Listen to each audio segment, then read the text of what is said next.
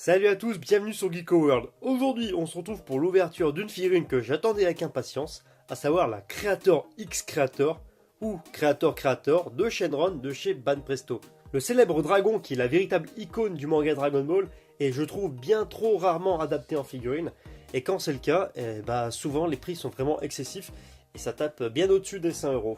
Là cette fois il semble que nous ayons le droit à une figurine qui rend vraiment justice au personnage de Shenron, avec un sculpte qui semble impeccable et le tout vendu à un prix très abordable.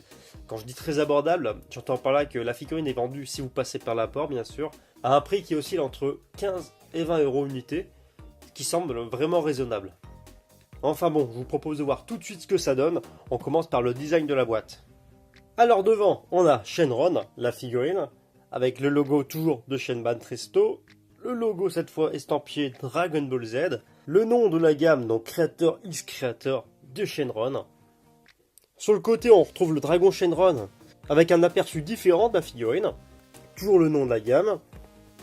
Derrière, on retrouve les deux visuels de cette figurine, donc cette figurine existe en deux versions, une version couleur, qui est la version 1 ou version A, là en l'occurrence, et la deuxième version qui est une version, comme je l'ai évoqué dans la preview, beaucoup plus axée marron, ce qui donne en fait un effet bois, on peut le voir là. Ici, si je ne me trompe pas, on a les deux modélisateurs de cette figurine.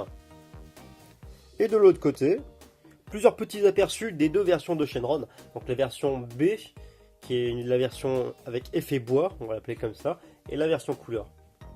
Au-dessus, on retrouve le traditionnel logo de la Toei Animation, un autre visuel de Shenron, et on est tout bon. Bon, d'après ce que j'ai entendu, apparemment, Banpresto aurait changé le design de leur boîte à l'intérieur et leur agencement. On va voir ce que ça donne tout de suite. On retire les différents rabats. Hop. Donc, qu'est-ce qu'on a dedans? Alors, les moustaches du dragon. Là, on a un autre grand morceau. Il a l'air de bien tenir. Bon, si j'arrive à le retirer un jour déjà de la boîte pour commencer, on sera pas mal. Alors, du coup, on a au total 3 morceaux principaux. Donc, à savoir le socle et les deux premières parties du corps de la figurine. Ainsi que d'autres pièces, à savoir les moustaches du dragon et des petits socles, je pense, pour faire tenir la figurine. Bon, je vais ouvrir tout ça pour vous. Mais je pense qu'on se retrouvera une fois la figurine montée. Une partie d'ajoutée. On insère ça ici. Bon alors, comme prévu que ce soit le sculpte de la figurine ou bien la colorisation de Shenron, la figurine est vraiment magnifique. Le seul petit bémol, c'est en fait au montage, c'est vraiment un peu la galère. On a des socles un peu dans tous les sens qui sont assez difficiles à ajouter. Et j'ai laissé tomber, donc j'en ai mis une pour la fin pour que ça tienne. Et c'est pas si facile que ça à insérer la queue dans le socle. Mais voilà, petit détail. Pendant qu'on parle du sculpte, du coup on va regarder tout ça en détail. La figurine est vraiment fidèle au personnage d'origine et au design du Shenron qu'on a dans le manga. Donc je vais vous laisser admirer le visage. C'est vraiment fidèle à ce qu'on voyait dans Dragon Ball. Et là-dessus, rien à redire. Que ce soit les moustaches, le corps, les cornes de Shenron. Le rendu au niveau des dents est impeccable. Il n'y a pas de débordement au niveau de la colorisation pour les yeux. On n'a pas d'effet de paquet au niveau des, j'appelle ça des cheveux, mais plutôt des poils là qu'on a derrière la tête de Shenron. Le sculpte des pattes est vraiment précis. Pareil pour les Dragon Ball. Hein.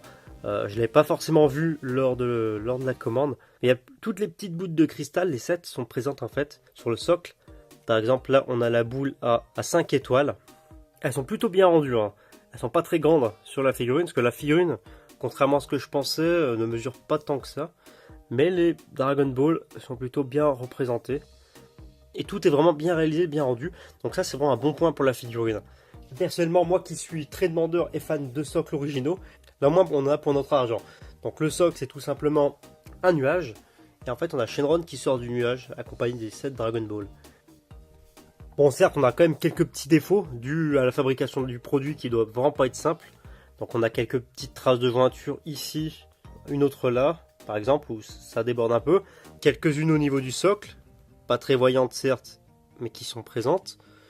Concernant la colorisation, si on regarde ça plus en détail, encore une fois, on a des couleurs vraiment proches de ce qu'on voit par exemple sur les illustrations couleurs d'Akira Toriyama.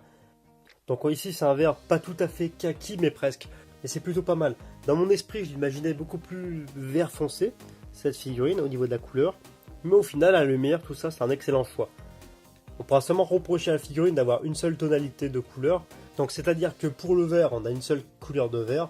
On n'a pas d'effet de dégradé ni de jeu de couleurs. Au niveau du trait rouge qui s'étend sur tout le corps du dragon, c'est pareil. Et c'est encore la même chose, encore une fois, que ce soit pour le bois des cornes, qui reste du même couleur, pour la langue du personnage, et le jaune du corps.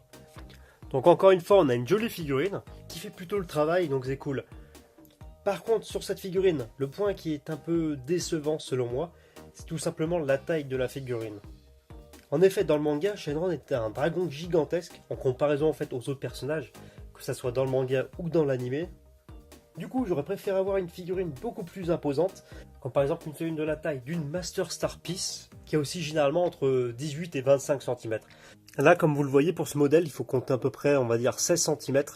Bon, certes, ça n'empêche pas que cette figurine reste une jolie pièce de collection, mais c'est un peu dommage, voilà. Voilà, écoutez, c'est tout pour cette vidéo, j'espère qu'elle vous a plu. Comme d'habitude, je vous invite à vous abonner à la chaîne, éventuellement mettre un pouce bleu pour le référencement de la vidéo. C'est toujours sympa, n'hésitez pas à commenter la vidéo, je vous répondrai avec plaisir si vous voulez échanger autour de ce produit. Et sur ce, je vous dis à très bientôt pour une prochaine vidéo.